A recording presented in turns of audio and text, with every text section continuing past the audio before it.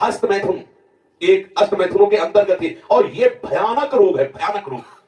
इसमें संकोच की बात नहीं, जैसे डॉक्टर से संकोच नहीं, ऐसे शास्त्र और सदगुरुदेव ये संकोच का विषय नहीं। ये वो भयानक रोग है जो कैंसर से भी, टीबी से भी बड़ा भयानक रोग है, बड़ा भयानक रोग। उसकी तो औषधि, इसकी औषधि नहीं है।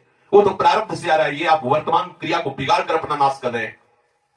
छोटे छोटे बच्चे जब स्कूलों में जाते हैं और उनको गलत विद्यार्थियों का संग मिलता है तो प्रत्येक 100 में 1 को नहीं कह सकते, 99 के जैसा हम मिले हैं अभी तक, 100 में 1 को नहीं कह सकते, लेकिन 99 ऐसे मिले हैं, 100 में 99 जो इस रोग से ग्रसित हैं। पहले शायद वो पढ़ाई अपने लोगों के यहां नहीं थी। आज हमें बच्चे बताते हैं कि एक चैप्टर भी इसी प्रसंग का रखा जाता है। किसी विद्यार्थी जीवन से आए हुए साधु वेश में अपने उपासक ने बताया कि हम लोगों को शिक्षा दी जाती है कि जैसे खून निकल जाता है तो नया खून और बलवर्धक बनता है, ऐसे ही इस ब्रह्मचर्य का नाश करना अति आवश्यक है, क्योंकि वो हटेगा तो समस्त मांसपेशियों में नई शक्ति जागृत होगी। बोलो कितनी बड़ी हानि की बात, कितने बहुत बड़े दोष की बात। छोटे छोटे बालकों की जिनकी किसी भी तरह से ब्रह्मचर्य नष्ट करने की अवस्था नहीं हुई, वो अपने ब्रह्मचर्य का संहार कर रहे हैं केवल केवल मनोरंजन के लिए। प्लेग, इन्फ्लुएंजा, ये रोग इतने बड़े महामारी नहीं जितना महामारी ये रोग है, जिसे बच्चे और बच्चियां खिलवाड़ समझ रहे, मनोरंजन समझ रहे, ये करना आवश्यक ही है ऐसा समझ रहे, सुविधाएं दी जा रही, कहा जाता खेलो हंसो मार दिया। अभी किसी योग्य नहीं हो पाए और उनको सारी योग्यता नाश करने की शिक्षा दे दी गई और नष्ट हो गए। ना वो गृहस्थी लायक रह गए, ना विरक्ति लायक रह गए।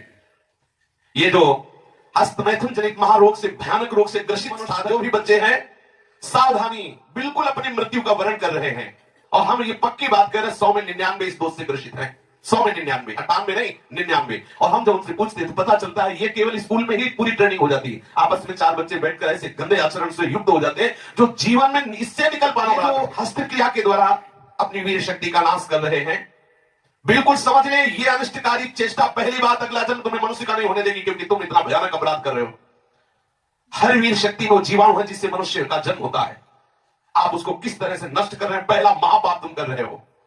दूसरी बात, जैसे किसी लकड़ी में घुन लग जाता है, अंदर अंदर उसे खाली कर देता है, ऐसे ही ये क्रिया हर साधक को, हर बच्चे को, हर मनुष्य को जर्जर कर देती है, उत्साहहीन कर देती है, निकृष्ट भावना से युक्त कर देती है। आप ऐसे कारण को स्वयं कर रहे हैं। गृहस्थी धर्म में तो जब संयोग होगा तब होगा, आप इसमें प्रतिपल मर रहे हैं, प्रतिपल। और ये आपको इतना कमजोर, इतना परास्त कर देगा, आप भगवत मार्ग में चल नहीं सकते। आप इसे निश्चय करें, इसी क्षण निश्चय करें कि मैं कभी भी हस्त क्रिया के, कोई भी साधक, स्त्री या पुरुष, कोई भी साधक, किसी भी प्रक्रिया के द्वारा हम ऐसा, जब तक गृहस्थ धर्म से युक्त होकर हम भगवत पूजा की भावना से संतान उत्पत्ति वाली क्रिया, वो अलग चीज, अपने किसी चेष्टा के द्वारा हम ऐसा नहीं करेंगे जो ऐसा। और उनके मुंह में पीलापन, सिकुड़न बिना वृद्धावस्था के से दिखाई देने लगती है।